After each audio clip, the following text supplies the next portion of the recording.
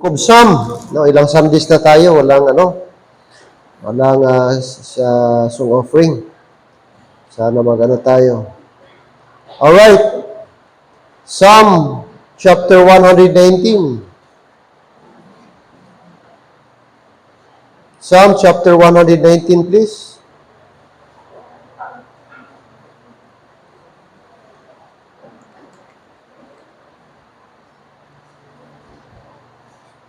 Verse 172, or verse number 71, 171, and 172.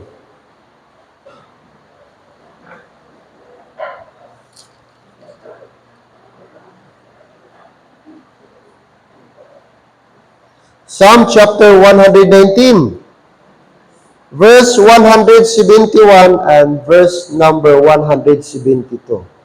So, third verses, ready, go. My lips shall utter praise when thou hast taught me thy statutes. My tongue shall speak of thy word, for all thy commandments are righteousness. Amen. Dear Lord, thank you po sa verse na ito na nag-remind sa amin na dapat ang aming mga lips is full of praises. Ang aming i-utter is praises and thanksgiving to you. And this afternoon, I pray, bless you kami. Salamat, Lord, na nag-stop ang ulan. I pray sa mga hindi pa nakarating, sana makahabol po sila, Lord. And huwag niyong hayaan na gawin namin hinder or excuse ang ulan, Lord. Thank you sa mga songs na aming napakinggan. And thank you sa opportunity once again na makapag-study, makapag-learn kami ng iyong salita. As we go on, be with us, Father, and guide us. This I pray in Jesus' name. Amen and amen. Thank you. Please be seated.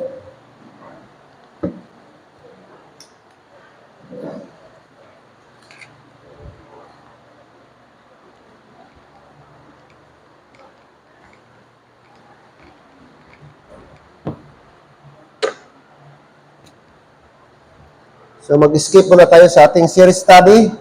Tapos ako ngayon? I-alternate natin.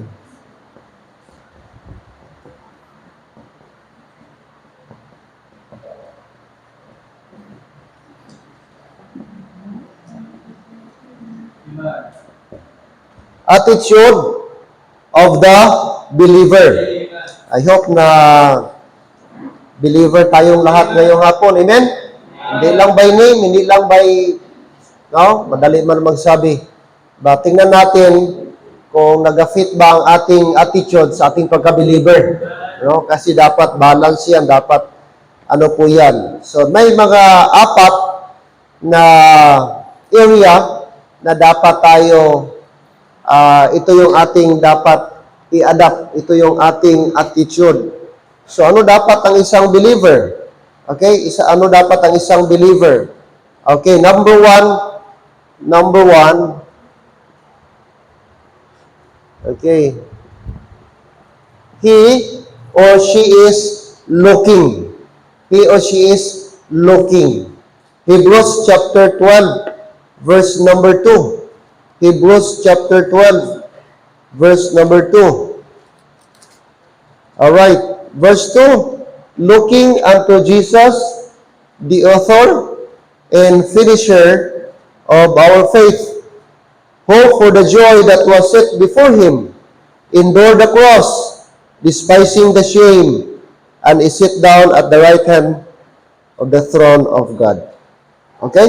So, sabi ng Bible na dapat ang ating focus ay dapat sa Panginoon. Why? Because He is our author and also He is our finisher of our faith. Amen? So looking, we are told, that means ang ating concentration, ang ating focus, ang ating main goal, dapat is to look for Jesus. Looking unto Jesus. Why? Because He is the author. Okay? Christ, okay, of course.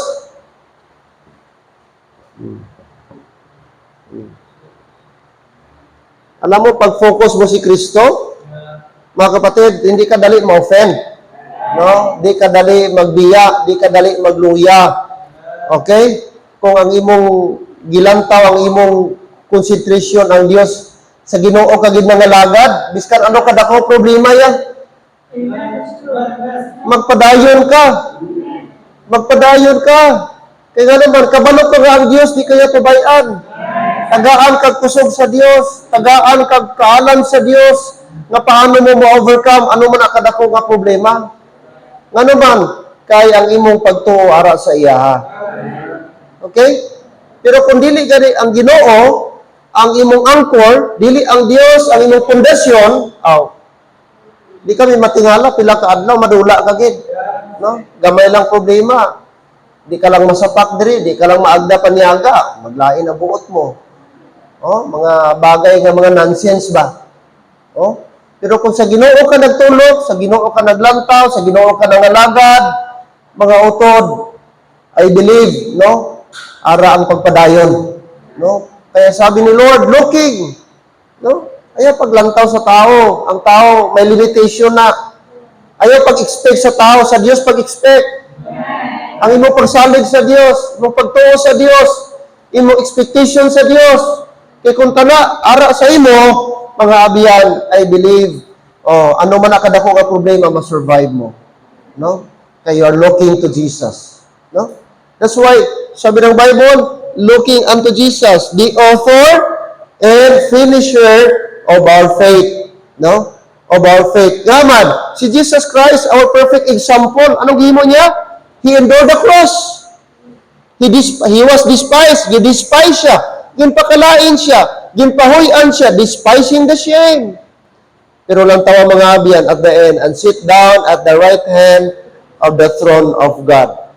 Verse number 3, for consider him that endured such contradiction of sinners against himself, lest ye be wearied and faint in your minds.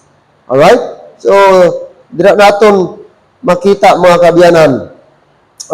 Ang aton nga perfect example. Christ, looking unto Christ, and of course, what else?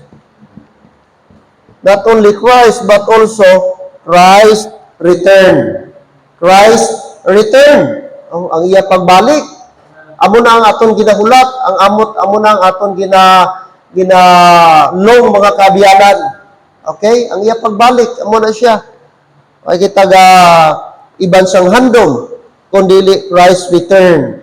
Christ return. So I challenge you this afternoon, kasino ka nagatulog, no? Kasino ka, diin ang imong pagtuon na pundar.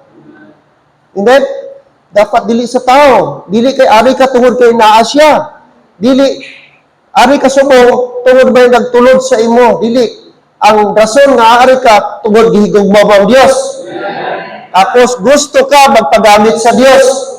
Nag-alagad ka sa Diyos. Dapat yun ang reason, mga utod. Okay man na, may banding, may close ka din nga friend, may close ka nga nanay.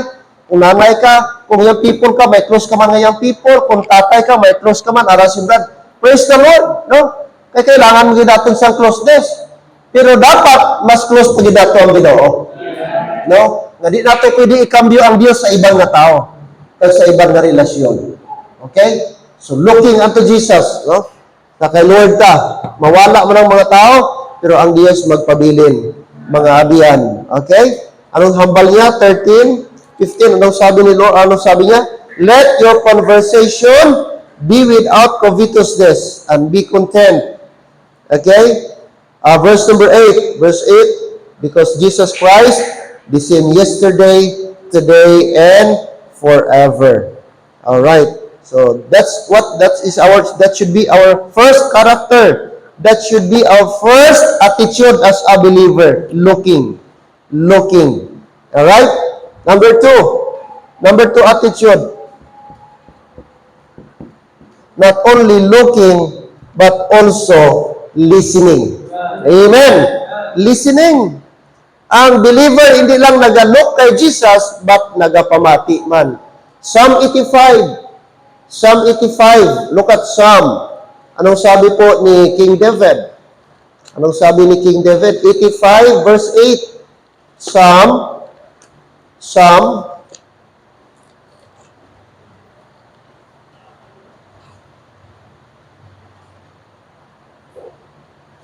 Psalm 85. Alright. Verse 8. Let us read. Verse 8. Ready, go. I will hear what God the Lord will speak. For he will speak peace unto his people, and to his saints, but let them not turn again to folly. Take note, I will hear what God the Lord will speak. So that's why every time mapunta tayo ng church, dapat sa bahay pa lang, yun yung prayer natin. Lord, speak to me. Lord, speak to me. Huwag niyo hayaan mag-uwi ako na hindi ka mag-usap sa akin. Lord, speak to me. In Sunday school pa lang, alam mo minsan, pag open ang ating heart, don't you know, nasa singing pa lang, mabless ka na? Oh, yes. Kasi ang song, ano yan, lubricant. Nag-lubricate yan na i-prepare ang ating heart. Kaya importante nga ang singing. Importante ang inspiration. Kahit yung mga song pa lang, at the cross, mga kapatid, malaking blessing yan. Amen? At Calvary, yung mga song na yan, that assures our salvation. Saan galing ang ating salvation? Paano ang fundasyon ng ating salvation? At the cross, I found liberty. Di ba napakaganda yan? Na na-liberate tayo because of the cross. At mag-take effect ang salvation sa mga tao na nag-believe sa cross. Sa finished work ni Jesus Christ. Kahit namatay si Christ, kung di ka nag-believe, walang mangyari sa salvation. Kasi ang salvation mag-take effect lang for those people who believe and put their trust on Jesus Christ's finished work. Kaya importante. No? Kaya makinig tayo, sabi ni David, I will hear, I will listen. Diba, napakaganda sa kanyang statement, I will hear what God the Lord will speak. For He will speak peace unto His people, unto His saints.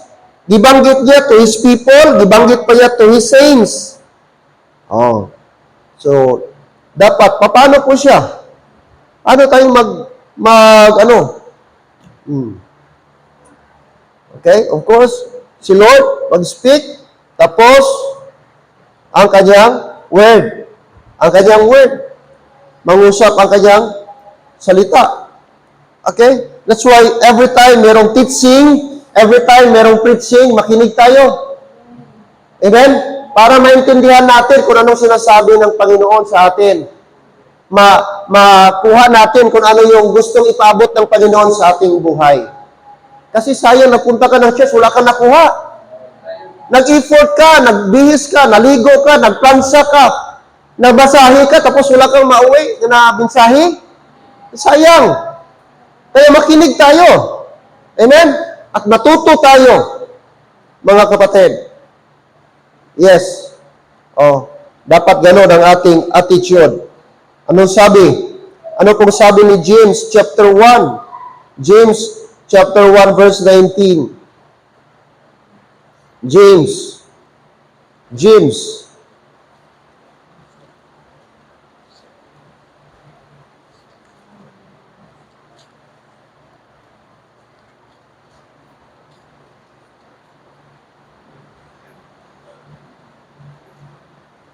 Verse 19. Chapter 1, verse 19. Wherefore, my beloved brethren, let every man be swift to what? To hear, slow to speak, and slow to wrath. So, ano dapat ang ating attitude? Swift to hear. Handa tayong makinig. Tapos, dahan-dahan tayong magsalita. At mahinahon tayo sa ating, pagkapuot. Sa ating galit, sa pag-control. But first of all, sabi niya, be swift to hear. Be swift to hear. So, dapat ang Christian attentive. Amen? So, ugaliin mga members. Pag dito ka sa church, hayaan mo muna si Lord magsalita. No? Huwag kang lagi magsalita. Ikaw mo na sige panguhit. Ayaw pagpanguhit. Para di ma-distract yung iba. Amen? Oh, focus sa pakikinig. Swift to hear, sabi ng Bible. Para makuha natin ang gustong ipaabot na mensahe ni Lord sa atin. No? So, dapat meron tayong ready heart, meron tayong ready mind, prepared mind. Hebrews 3:15. Hebrews chapter 3, verse 15.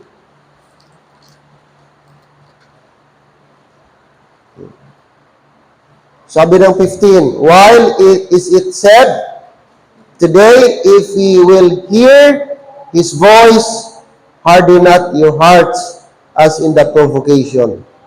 So, gi-remind tayo na huwag tayong mag-hard ng ating heart. Huwag tayong maging hard. No? Instead, mag-response tayo. Kung nangusap si Lord sa ating puso, then we must be willing to submit and to respond. Sabi niya, harden not your heart. Today, if you will hear His voice, harden not your hearts as in the provocation. So kung mayroong invitation, mag-response tayo. Huwag tayong manatili sa ating upuan or whatever. Kung mayroong Word of God, ang Holy Spirit nag-work sa atin, then let it be na mag-work ang Holy Spirit sa atin. Listening, amen? Listen. Ang Kristiyano, isang attitude ay dapat marunong makinig. No? Marunong makinig. Okay? Next. Not only that, third, learning. Third attitude, learning. Not just only looking, listening, but learning. Learning. Matthew 11:29. Matthew 11:29.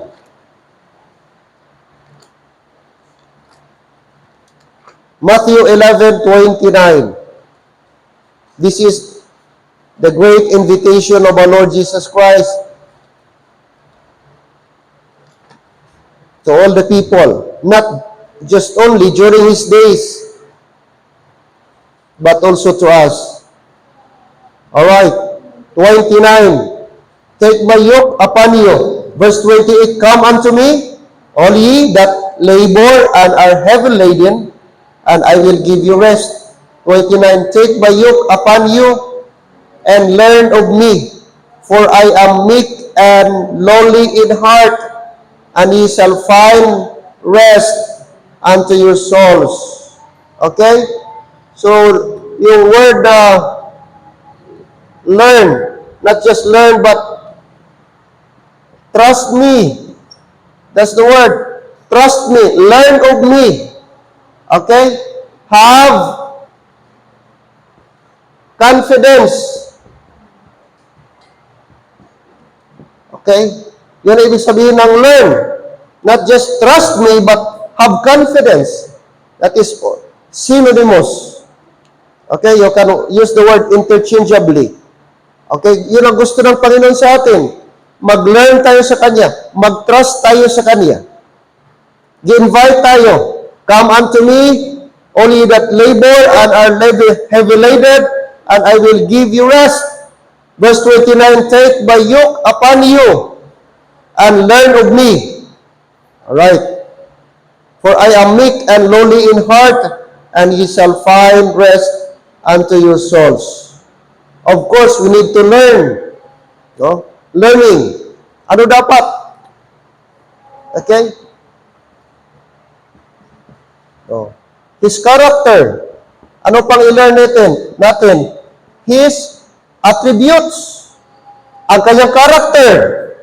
Ano ang Panginoon? Kilalanin natin siya. Ano ang kanyang attributes? Ano ang attributes? Ang pagka-Diyos niya. Example sa attributes. Jehovah Jireh. Ano ang ibig sabihin Jehovah Jireh? God is my provider. Oh, Jehovah Shammah. Oh, ang daming about the Lord is my banner. Oh, mga attributes, that is the attributes of God. God is my protector, God is my healer. Oh, Jehovah Rapha. That is the attribute of God. At yun ang gusto ng Panginoon sa atin, bawat isa na ma-learn natin. Makilala natin ang karakter ng Panginoon. Kasi the more mo siya makilala, the more ka magtiwala sa Kanya. Amen? Kung di mo rin siya makilala, the same is true. Less ang iyong confidence, less ang trust mo sa Kanya. Kaya gi-invite tayo ng Panginoon Diyos, come unto me and learn of me. Take note, ginamit niya, me. Come unto me and learn of me. That is the great invitation of our Lord Jesus Christ. Amen. So, gi-invite tayo. Welcome tayo sa Panginoong Diyos. Giano tayo sa Kaniya. Ano pa ang dapat nating makilala? His sovereignty. Sovereignty. Ang kaniyang pagka-powerful, ang kanyang pagka-lordship, ang kanyang overall as a God. Na siya po ay sovereign. Ibig sabihin, pag sinabi mong sovereign, di siya madiktahan. Pwede kang mag-beg sa Kanya, pero God's will pa rin ang mag-prevail. Kung kalooban ng Panginoon, praise the Lord. Tayo, nagabig lang tayo. Every time we pray, wala tayo gadictate sa Lord. Amen? Nagabig lang tayo. Lord, kung i-allow mo, Panginoon, kung ibigay mo, yan ang prayer natin. But never tayo pwedeng mag-dictate because God is sovereign. No? Pag hindi niya ibigay, wala tayong magagawa. So, submissive tayo. Nag-submit tayo sa kanyang sovereignty. Because God is sovereign.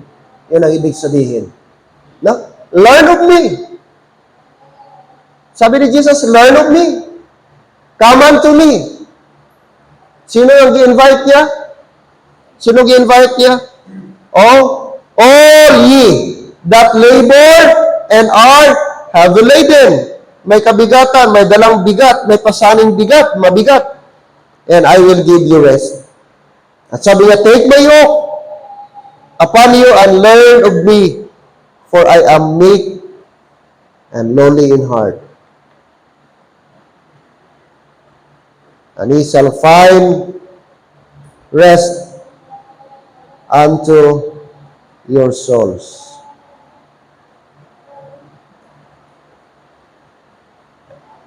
Amen. Learning.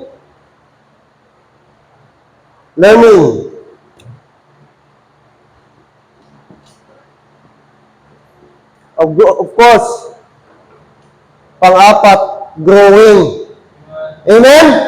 Growing. Dapat ang Christian, isa sa ating attitude, isa sa ating mga ginanong, na sana mag-grow tayo.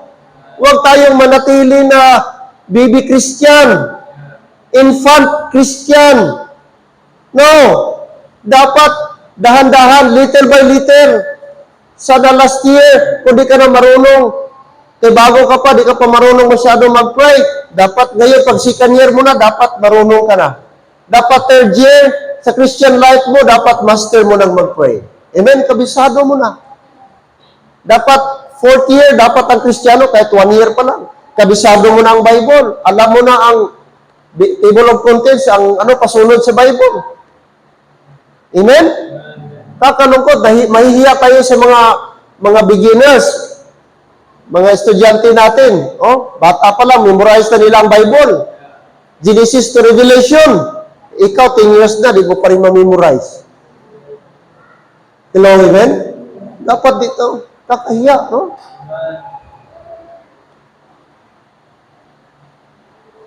Second Peter chapter 3. Second Peter chapter 3.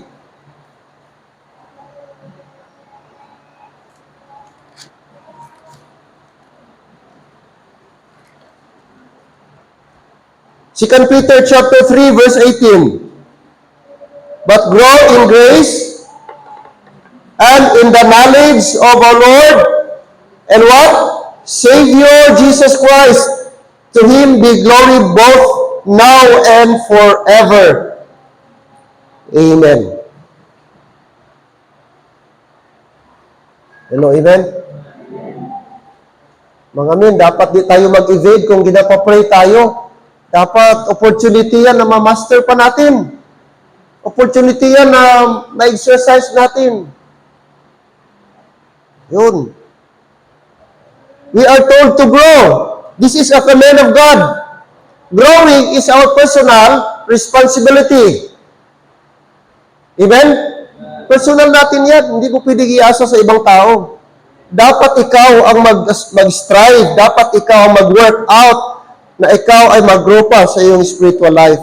At mag-grow tayo, of course, walang iba, by the Word of God. And of course, by consistent mo na pag-church. Growing. Growing.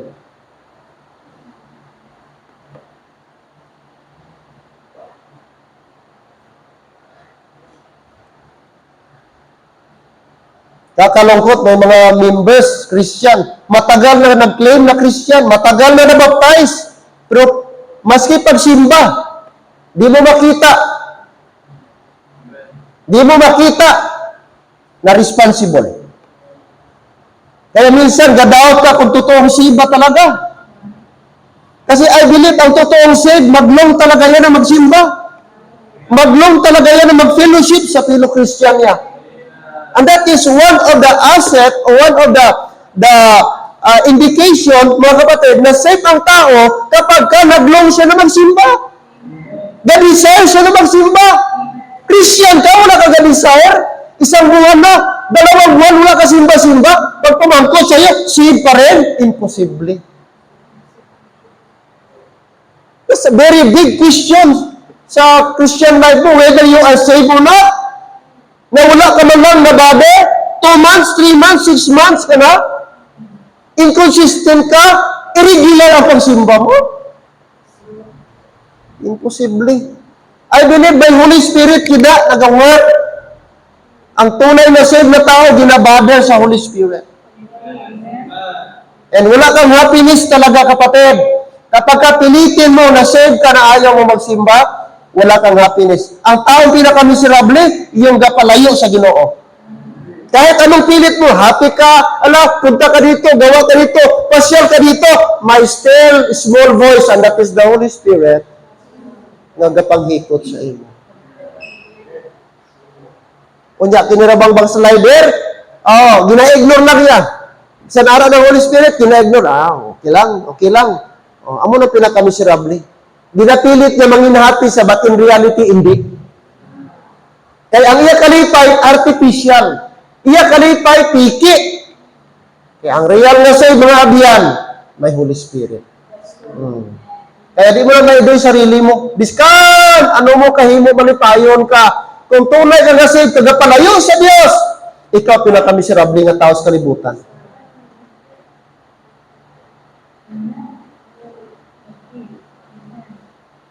Kaya ang tao nga Christian nga luwas ba, gradually, hindi man overnight, gamat-amat din na siya grow.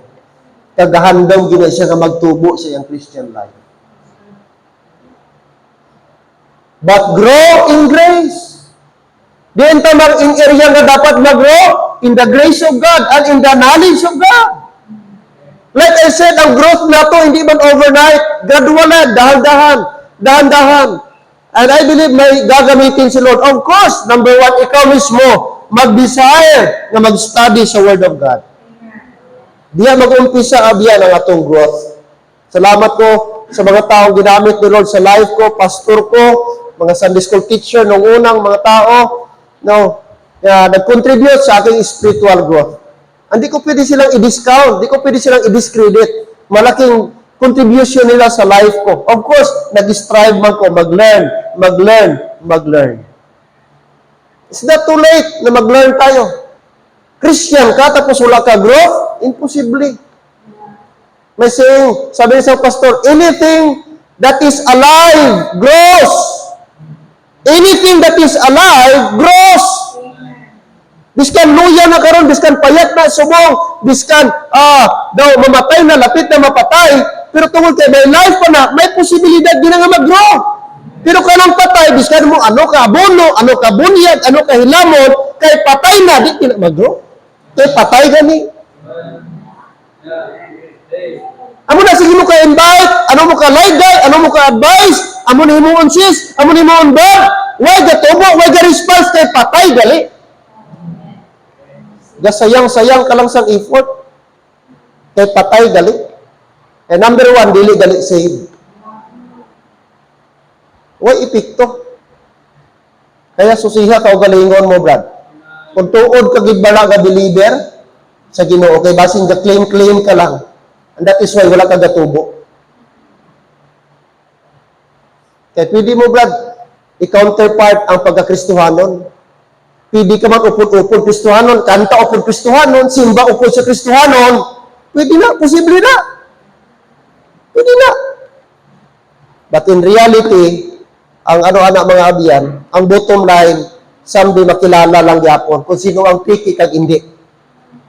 Sino original, taga-kapi-kapi lang.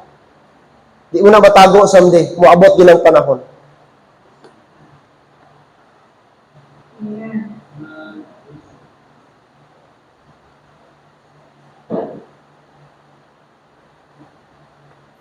Kalakaruhon tadi. Kaya ba, ginaidoy mo lang sarili mo. Ginaidoy mo lang sarili mo.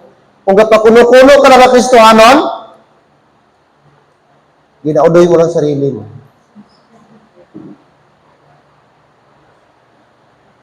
Kaya ang Kristohanon nga tuod, nagalong. And little by little, nagagrow. Mga kapatid. Amen? Growing!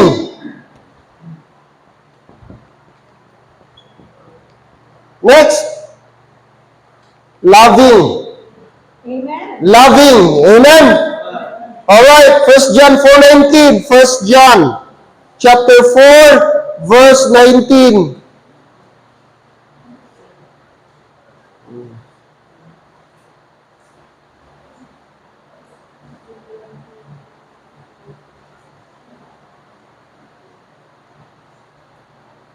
Verse 19, we love Him because what? He first loved us. That is Jesus Christ says. Chapter 4, look at verse number 6. Verse 6, we are of God. He that knoweth God heareth us. He that is not of God heareth not us. Hereby know we the spirit of truth and the spirit of error. So, ma-identify mo. Verse number 7, Beloved, let us love one another, for the love is of God, and everyone that loveth is born of God, and knoweth God. He that loveth not, knoweth not God, for God is love. So, di mo ma-separate ang love and God. Kung may Diyos ka, may gugma. Kung may gugma, may Diyos ka.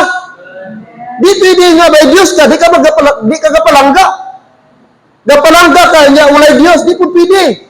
Automatic, kung may Diyos ka, automatic magpalangga ka. Nga gapalangga ka, tungkol kay may Diyos ka. Klaro, amen? Siya daw nga wala nakakilala sa Diyos. Oh. Sabi ng Bible, we are of God, he that knoweth God, heareth us. Siya nga nakakilala sa Diyos, nagapamati sa aton. He that is not of God, siya nga hindi siya Diyos, wala ang Diyos, heareth not us. Nga wa siya nagapamati because he that is not of God. Amo ng rason. Whereby we know the spirit of truth. Sabi ni John, paano na ito makilala? And the spirit of error. Paano na-identify? Beloved, sabi niya, let us love one another, for love is of God, and everyone that loveth is born of God and knoweth God. So, nga nung nakapalangga ka, nga nung makaigugma ka, kay may Diyos ka na. May Diyos ka na. Oh. So, ganun lang kasimple. Loving. Hindi pa tayo saved, hindi man tayo loving ba? No? Ang ginalove lang natin una, self lang. Pero ngayon, iba na. Loving na tayo. Considerate na tayo. Forgiving na tayo. Bakit? Jesus Christ is our example. And we are told that maging loving tayo. Because in the first place, sa ating binasa, in verse 19, ito yung pinaka-reason, we love Him because He first, what? Love us. Ano ang consequence pag walang love sa atin? Verse 20, if a man, what? If a man say, I love God, and hateth his brother, ano siya? Oh, he is a liar. Tikalon siya. Oh, for he that loveth not his brother, whom he hath seen, how can he love God, whom he hath not seen? Oh, very self-explanatory. Hindi mo na kailangan ni ano. Bisan sino daw nga tao ba, gahambal, nagahigugma siya sa Diyos, kapalangga sa Diyos, apang nagadumot sa iyang utod, sino niya, hindi pwede. He is a liar, tikalon siya. Paano na siya maghambal nga gigugma niya nga ang Diyos, o gigugma niya yung utod nga nakita niya, makita niya yung utod dyan kaysa Diyos nga wala nakita? Paano niya ma-demonstrate ang iyang gugma? Whom he hath sinned. How can we love God of whom he hath not sinned? Uturan. Verse 21, and this commandment have we from him, that he loveth God, love his brother also. Klaro? Love his brother also. Kaya di tayo makademonstrate ng real love sa labas kung tayo mismo wala sa loob. Tayo na nasa loob, di ma-demonstrate ang love. Paano pa natin ma-demonstrate sa labas? At paano tayo maging kapani-paniwala na mga labing tayo kung sa loob pa lang, wala ng love? So dapat dito sa loob, andyan ang love, makita ang love. Para, Brad, ang yung mga nasa labas, meaning unsaved na mga tao, maging testimony tayo. Amen? Loving. Dapat ang Christian. No? Considerate na tayo. Nagkamali man yung iba? Yes. No? Di tayo pwedeng mga kapatid. No? Marunong tayo mag-forgive. Alright. Okay. Ano pa? Of course, panganin. Attitude of the believer, looking, listening, learning, growing, loving. And number 6 and last, longing.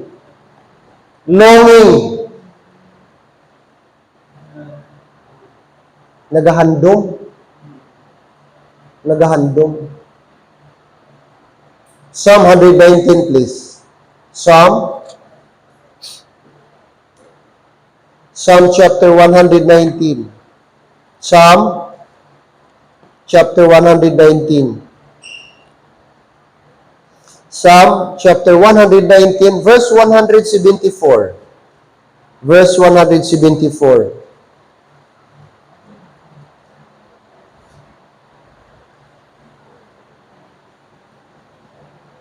Psalm 119, verse number 174. Okay, let's read verse 174. Ready, go. I have longed for thy salvation, O Lord, and thy law is my delight. Sino nagsabi? Si David? I have longed for thy salvation, O Lord, and thy law is my delight. Okay? May longing. Ang totoong saved, nagalong. Di pwede na wala kang longing. Handom ba? Handom. Oh. Ano pang sabi ni David? Psalm 119 o Psalm 19. Psalm 19. Psalm 19.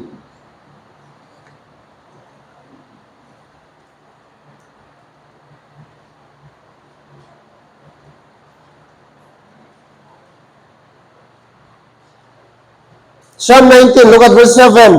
Verse 7, the law of the Lord is perfect, converting the soul. The testimony of the Lord is sure, making wise the simple. Verse 8, the statutes of the Lord are right, rejoicing the heart. The commandment of the Lord is pure, enlightening the eyes. Verse 9, the fear of the Lord is clean, enduring forever. The judgments of the Lord are true and righteous altogether. Verse number 10. At sabi niya, more to be desired are they than gold, yea, than much fine gold, sweeter also than honey and the honeycomb. Alright? More to be desired. Ano ang i-emphasize ni David? Yung the statutes of the Lord. Nakita niyo po yung paano niya i-describe dito? The law of the Lord. Ano pa? The statutes of the Lord. The commandment of the Lord. the judgment of the Lord. Yun yung mga, ano dyan, mga kapatid, no? Nag-refer sa salita ng Panginoong Diyos. At sabi niya, lahat na yun, yung judgment, yung commandment, yung statutes, yung law, sabi niya, more to be desired are they than gold, than much fine gold, and sweeter also than honey and the honeycomb. So, grabe yung pag-value ni David. Okay? Alam natin si David, ang dami niyang gold. Amen? Grabe, lahat na treasure, nandun na kay David. Kaya nga, nung wala na siya, pinasa niya kay Solomon. Kaya ang temple na gigawa ni Solomon, ang daming gold, composed of gold. Ang upuan, ang trono nila, pure gold. Ganun katindi. Sa time ni David, ang gold. Pero sabi niya, higit pa daw sa gold. Ang statues, ang commandment ng Panginoon. More to be desired than they than gold. Amen. Mga kapatid, nagalong. May longing tayo. Isa sa mga longing sa Christian, totoong Christian, is the Word of God. Amen. Kung totoong saved ka, mga kapatid, para kang inuuhaw pag di ka nakabasa ng Word of God. Oh. Kasi ang Word of God dapat, no? Consistent yan sa atin. Okay? Ano pang sabi ni David, mga kapatid? Oh. Ating makita. Oh. Longing. Longing.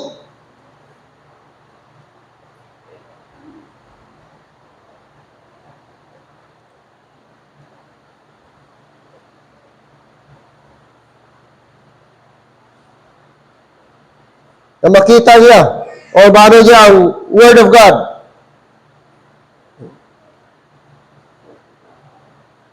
Tanong ngayong hapon, ano ang bagay mo na ginalong mo? Malapit ng Christmas. Malapit ng December. Sana may magregalo sa akin ng ganito ba? Sana may relative ako or ano? Di ba? Di ba, Diday? May mga ganon tayo na mindset. Sana this Christmas, sana before 25. Oh, ganito. Pero ang tanong sa spiritual aspect, nagalong ka ba? Ano sabi ni Apostle Paul? Titus 2:13, dapat ito yung pinaka-ultimate natin na Christian, ang ating ginalong. Oh. Titus 2:13. Titus 2:13. Ang sabi ng Titus 2:13, looking for that blessed hope and the glorious appearing of the great God and our Savior Jesus Christ. Ito yung greatest joy natin, ito yung greatest longing dapat natin. Yung pagbalik ng Panginoon. Looking for that blessed hope. What is that? The rapture. Rapture. Labaw pa yan mga kapatid sa iPad. Labaw pa yan sa iPhone. Walang katumbas yung rapture na yan sa material na bagay. Yung mga material na bagay, pwede ka ngayon, brand new ngayon, pero mawala yan.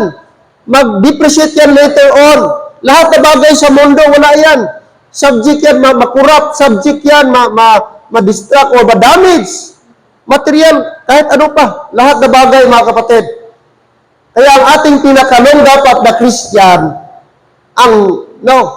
hindi yung better job, hindi yung better house, better car, o ano pa diya.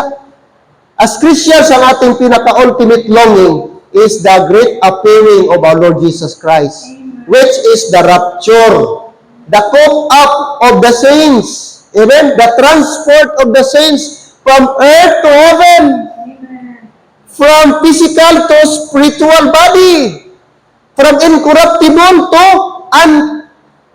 from corruptible to incorruptible.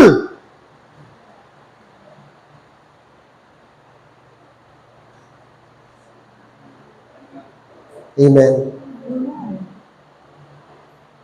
Pero minsan, mali ating longing. Ani, Lord, amo ni ba?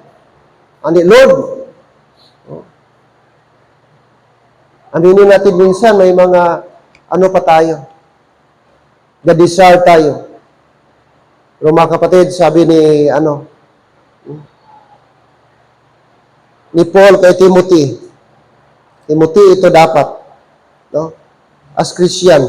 Kaya, before the rapture, anong dapat natin gawin? Andiyan sa verse 12. Before sa rapture, meron pa tayong dapat gawin. Sabi dito, verse 12, teaching us that denying ungodliness and worldly lust, we should i-deny natin yung ungodliness, i-deny natin yung worldly lust, that means to denounce. Instead, sabi niya, we should live soberly, righteously, ungodly in this what? Present world. Ngayon, habang buhay pa tayo, this present time, this present world. So, gi-instructionan tayo that we should live soberly, we should live righteously, and we should what? Live godly.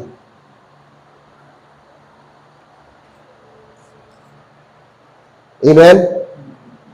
In this present world. Why? Because one day, galong tayo mga kapatid. No? I forgot the verse, yung mayroong verse na si Abraham ba yun? I'm looking for the city not made with hands. That great city. He's referring to the Zion. No? Galong siya na makita niya yung city mga kapatid, na not made with man's hand. Ganun yung desire niya, na makita niya someday. Diba? Ang tao ngayon, more on material ang nasa isip.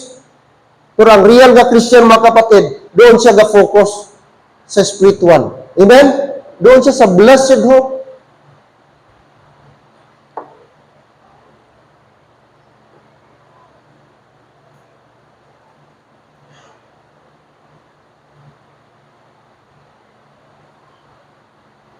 Ano man kawilihan diri sa kalibutan? Hello? Kristohanon, ano ang mawilihan mo sa kalibutan? Diri sa kalibutan, kadamo problema? Ganahan ka magtinir diri?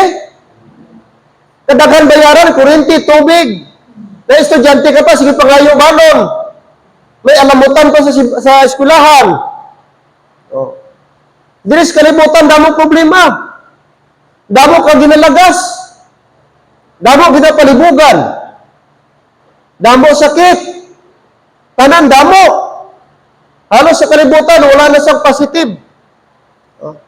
Tingnan mo ngayon, grabe yung mga presyo, gataas. Tama? Halos tanan. Di ka ganahan sa langit, libre tanan. Samantala sa kalibutan, gusto ka magpabilin. Hello? Kaya let's pray nga mag-rapture na. Ay, hindi, pastor, maasawa pa ganito, pastor. May pa ganito nag-propose, pastor, itong one. Sige lang. Hello, amen? What if magano? Dito ang real joy sa langit. Wala siyang katumbas diri sa kalibutan.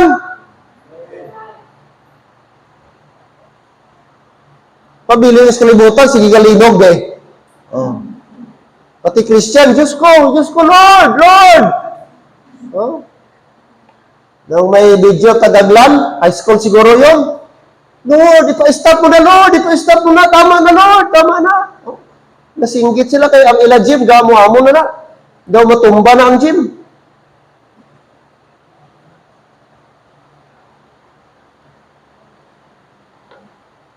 Paglinog, Diyos ko. Pagbagyo, Ginoo. Amen?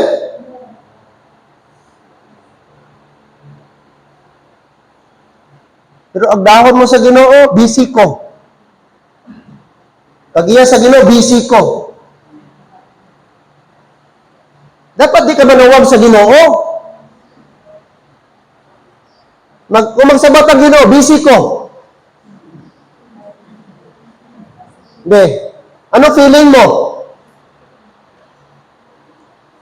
Kaya Kaya kung ang panahon sa Ginoo, ang rason mo, busy ka.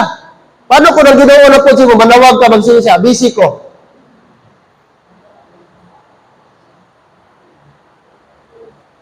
Tagay panahon Kristohano ng Diyos. Ayaw, sige pa, busy-busy. Dahili ang Diyos. Hello, amen? Sana di lang tayo magtawag ng Diyos kung ano, may mga kalamidad. Baka may worse pa yan darating. No? Imagine mo na lang yung sabi sa Revelation, nga linog bad, in the tribulation period bad, nga ang bukid matapang. Imagine, ano nakakusog na linog? Ang 7, ang 6 gani, daw malipong ka na, nagubuyong-buyong ka. Nung Friday, kami ni Joy sa Crystal doon sa sa kitchen, yung pagdating namin. O si Rachel dito sa kitchen, parang ganap-nap siguro, gatulog. Pag grabe yung takbo ni Rachel, mabuti na lang, nakasuot pa ng sinilas. Likado ko yung sinilas. Oh. Mabuti na lang yung kondo sa kitchen, sa lababo, nakahawak ako ganun. Oh, tingin kami, ganun-ganun. Oh, maya-maya, gibidyoan ni Joy yung building. Gaganon-ganon, no? Gaswing talaga, makita mo talaga, grabe yung pag-swing. Sabi ko, agoy, ang building. Agay, isip ko baka mag-crack-crack-crack na gano'n na lang, maghahintay na lang ako. Tapos batagal pa. Nung natapos na, lain pumatsyag ko. Daw, galidog lang yapon, sanway na lidog. Daw. Yung epekto ba? Ayaw ko sa inyo. Matagal na wala yung effect ba? Oh. Ano pa kaya yung matapan ng bukid? Grabe na yon. Baka intensity, magnitude 15 na yon. 20. Imagine mo ang bukid matapan. Ano kalakas yan na lindol? 6 pa lang gani, 7 pa lang gani, daw matumba ka ba? Yeah. Kaya mas matindi pa ang sasapitin during tribulation. Kaya make sure save ka, kapatid. Kaya kung di ka save, iwan ko lang sa iyo. At sa tribulation period, yun yung calamity na never pang na-experience sa buong humanity. Scorching heat na sobrang masunog na talaga. Pag maglapat yung sunlight, masunog na talaga. Any object, ganun katindi. Pero di mamatay ang tao. Basahin mo Revelation. Grabe kainit. Ngayon parang gali, alas 8, mainit na. Daw gapanguhit na, daw gapangusi nang ingit. Alas 8 pa lang ha. Alas 7 pa lang imedya. Daw makaigon ka. Daw ano naman eh. Daw alas 9 na, daw alas 10 na. Gainit ka ng panahon. Lalo na sa global warming. Ano pa kaya yung tribulation period? Grabe yun. Tapos maglong ka, dres kalibutan ako, pastor. Diri anay ko Payaw-ayaw anay ko diya. Ikaw lang kami, gusto na kami dito na kami. Ikaw lang diri bahala. Imo nito na. Ikaw na tagiya ni diri. Imo ni. Oh, ano mo ni, baligya mo ni, parintahan mo ni. Wala kami problema ni. Hindi maglain buod na mo. Kaya amo dito mas dami dito. Hindi na kami magbayad kuryente dito. Oh, nga maglong mo nga balikid pagkatao material lang na.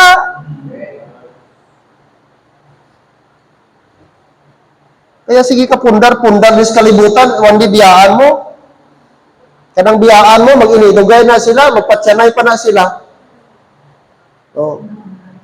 Kaya sabi ni Lord, set your affection on things above, not on the things on earth. Dito dapat. Amen, Christian?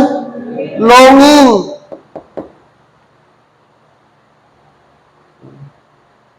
Walang ibang desire si David, mga kapatid, but to dwell. Oh. Sabi pa niya sa isang sulat niya, but to dwell. I forgot the verse. Sabi niya, but to dwell with, sa sampa rin. No? Na makasama niya ang Panginoong Diyos. Ang long niya. Yan? Sa chapter 27 ba yung But to dwell in the house of the Lord forever. Oh. Verse number 4. Oh. Yes, chapter 27. Psalm chapter 27. Sige, basahin natin. Psalm chapter 27, verse 4. Verse 4, here we go. One thing have I desired of the Lord, that I will seek after, that I may dwell in the house of the Lord all the days of my life, to behold the beauty of the Lord, and to inquire in His temple. Yun ang godly, yun ang spiritual na tao. Ang kanyang desire is to dwell in the house of the Lord. Si David, alam natin, nagpuyo siya sa palas. Maganda ang palas niya. Napakaganda, elegante. Made of precious stones and gold. Na wala pa dito katumbas sa present time natin. Kasi abundant ang materials doon kay David, unlimited. Kung meron mang mansion ng una, walang pwedeng maghigit sa mansion ni David. Ganun katindi. Pero sabi niya, walang hihigit to dwell in the house of the Lord.